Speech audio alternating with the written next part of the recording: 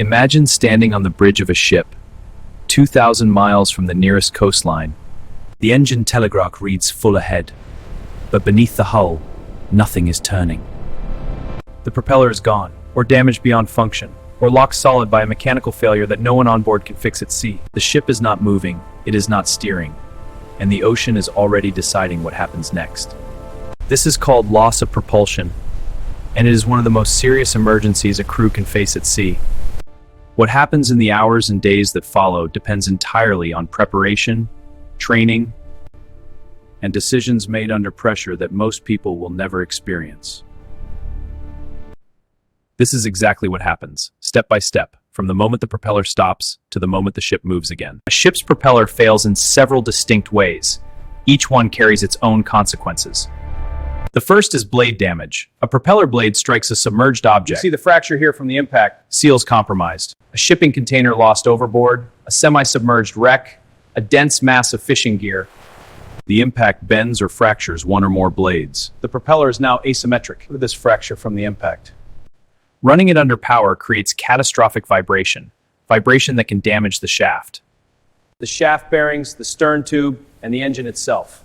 The only safe decision is to stop. The second is shaft failure. The propeller shaft, the steel bar connecting the engine to the propeller, fractures or seizes. The propeller may still be physically intact, but completely disconnected from any source of power. The ship loses all thrust instantly. Shaft seal failed, propeller seized, damage is extensive. We're assessing. Get the report.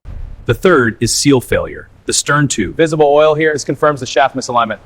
Serious issue. The watertight assembly through which the propeller shaft passes through the hull develops a serious leak. Salt water floods the shaft space.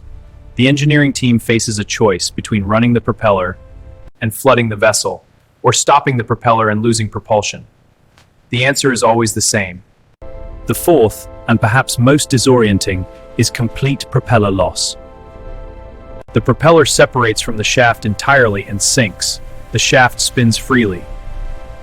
The ship goes nowhere, and somewhere on the seabed below, a 100-ton bronze casting is settling into the sediment. Each failure mode demands an immediate, specific response from the crew. Seal's leaking, we need to isolate it. Agreed, I'll check the logs. The moment propulsion is lost, the bridge takes control of the situation with a sequence of actions that leaves nothing to chance.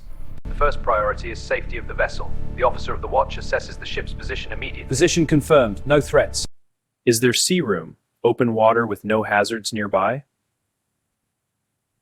Or is the ship close to a coastline, a shipping lane, a reef, or shallow water where a drifting vessel becomes a grounded vessel within hours? If water depth allows, the anchor is deployed.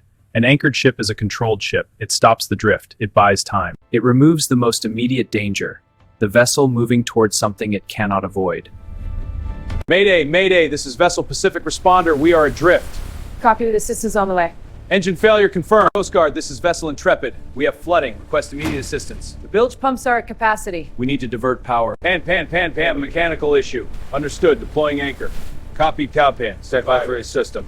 The master of the vessel makes that call based on the specific circumstances. Sea state, proximity to hazards, weather forecast, and the engineering team's assessment of how quickly, if at all, propulsion can be restored. Team, the report is in. Nearby vessels are alerted. Coast Guard authorities in the nearest jurisdiction are notified. Command, this is Coast Guard. We have a situation. Assessing now. Engineering! Running diagnostic. Bridge to all stations, supply anchor. Slashing now. Because if propulsion can be restored, even partially, the situation changes fundamentally. When a salvage tug arrives at a disabled vessel, the commercial and legal framework governing the operation is almost always the same document. Lloyd's open form. 3 words that every shipmaster and every maritime lawyer knows by heart. It is a salvage contract, one of the oldest standardized contracts in international commerce, that governs the relationship between the salvor and the ship owner during a maritime rescue operation. It is called open form because the salvage award, the payment the salvor receives, is not fixed in advance. It is determined after the operation by an arbitration process based on the value of the property saved. The skill and effort of the salvor, the degree of danger involved, and the success of the operation. The fundamental principle is no cure, no pay. If the salvor fails to save the ship, they receive nothing. If they succeed, they receive a salvage award that reflects the risk they took and the value they protected. In practice, a master of a disabled vessel signs Lloyd's open form under pressure, often in deteriorating condition the shipmaster can make, and it is made alone, on the bridge, with the information available at that moment. The maritime legal system has governed these situations for centuries.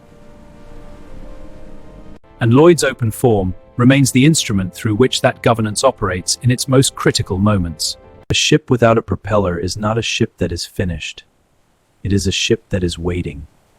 Waiting for the salvage tug, waiting for the dry dock, waiting for the engineers and the craftsmen who will assess the damage, manufacture the replacement, and return the vessel to the work it was built to do. What carries it through that wait is not luck. It is the preparation that happened long before the failure occurred. The emergency procedures drilled until they were instinct. The spare parts inventory stocked for exactly this kind of event. The crew trained to manage a disabled vessel with the same professionalism they bring to every other aspect of their work. The ocean does not distinguish between a ship with a functioning propeller and one without. It applies the same forces to both. What distinguishes them is what the people inside those ships do when everything the vessel depends on suddenly stops working. That is seamanship at its most fundamental.